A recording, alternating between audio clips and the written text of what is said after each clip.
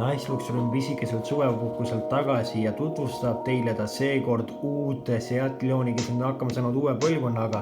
Ja mulle tuleb väga meelde, kui 1,5 aastat tagasi tuli turule Seati kõige suurem muuhi uus linnamaastur Tarocco, siis räägiti juba selle puhul, et edaspidi hakkavad ka teised Seati uued mudelid kandma sarnast disainikeelt ja nii on ka läinud uus Seat Leon, näeb vägagi sarnane välja Tarocco disainile. Tere tulemast taas vaatama Naisluksuri proovisõitu. Tal on 18-olised valuvõljad ja sportlikud LED-tuled ja Beats audio helisüsteem olemas, iseparkimissüsteem. Travel Assist on siis poolautonoomne sõiduabisüsteem, mis kasutab abi, siis saab ta adaptiivpüsikiiruse hoidjalt. Tal on täis LED suunatuled, ehk kui mõned aastad tagasi oli veel selline täis LED suunatuled ikkagi selline Mersu ja Audi ja selliste pärusmaa ja mingid tavalised odavamad autod sinna ei küündinud, siis nüüd on see aeg ümber ja ka Seat on endale kaubelnud välja siis need LED suunatuled, mis teevad eriti kihvtiks. Ta on 8 cm pikem, 380 liitrit mahub talle pagasiruumi, kuid paraku pagasiruumi põhjakõrgust ei saa reguleerida.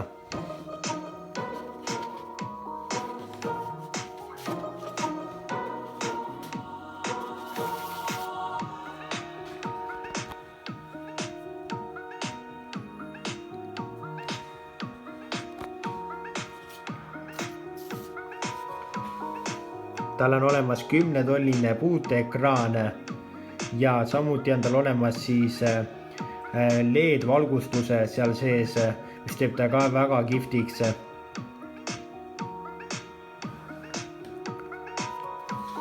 Ja standardvarustuses peate te ikkagi nägema oma kiirust ja pöördeid nendelt analoognäidikutelt nagu vanal aegadel, aga kes tahab sellise moodsa autoga mingeid vanu aegu meenutada, makske juurde ja te saate täis digitaalsed näidikud endale siis X-Cellence või siis FR varustuses ja Apple CarPlay on ka olemas juhtme vabalt täiesti.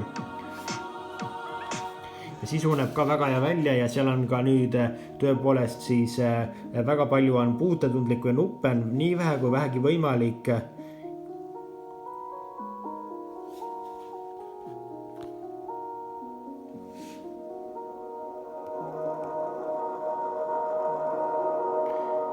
Ja saab ka neid käeviipega ka palju asju reguleerida, üldse ei peagi niimoodi käega seda ilusat ekraani torkima minema.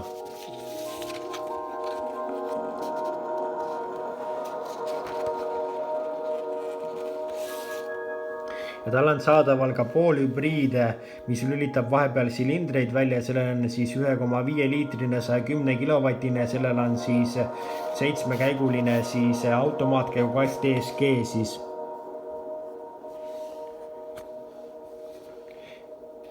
Ja varsti lisandub ka kogu sinna valikusse pistikhübriid, millel on 115 kilovatti ja ainult elektrimootori jõul suudab see läbida kuni 60 kilomeetrit, mis on üsnagi hea saavutus.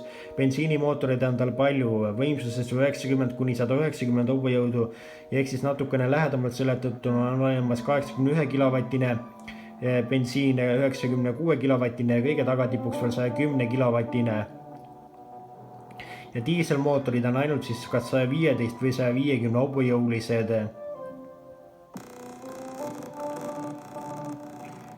Ja see auto on kõike seda väärt ja tõepoolest ta hind on küll 17 360 eurot alghind ja ta võib isegi ronida ära sinna peaaegu 30 000 lähedale, kui te tahate ikkagi saada kõike seda, mis ma enne mainisin. Kui te ikkagi Seat investeeris uuesse Leonisse üle 1,1 miljardi euro autosse, investeerida nii palju raha, mis maksab kõigest mingi 17 tonni. No jah, aga eks nad ise teavad. Selline on uus Seat Leon. Ma usun, et nüüd vaatavad väga paljud inimesed, kes enne teadsid, et väikeautode maailmas on olemas ainult Volkswagen Golf ja võib-olla veel ainult Volkswagen Golf ikkagi, siis nüüd näevad need autoostjad veel ühte autot ja selleks on uus Seat Leon, sest tõepoolest ta näeb väga hea välja, ta pakub väga head varustust, hind on ka kena, võib-olla võiks madalam olla, kui Golf armastajad ilmselt seda hinda kalliks ei pea, sest ka Golf maksab isegi veel rohkem sellest Leonist. Meie kohtume teiega juba nädala pärast.